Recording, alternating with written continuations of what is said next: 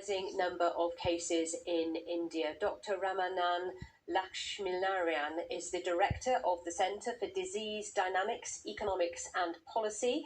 He's been advising various Indian state governments on COVID-19 response. And as you can see, he's able to join us now live from Delhi. Thank you very much for being on the programme. Of course, the number of cases are rising in India, despite the lockdown measures that have been in place. Tell us your thoughts on what's happening.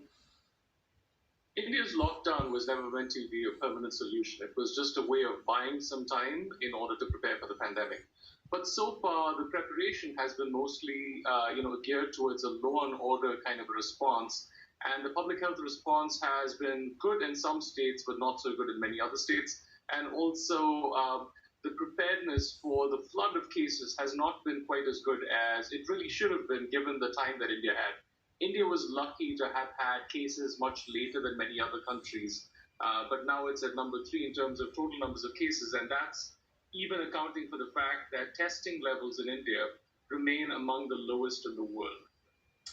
And there's so many difficulties and challenges in India, aren't there, just because of the sheer scale, the number of people, the size of country, etc. But our reporters are telling us, that the health services, the hospitals are at breaking point in some areas. Absolutely. And to some extent, these are not things that could be fixed in 2 months.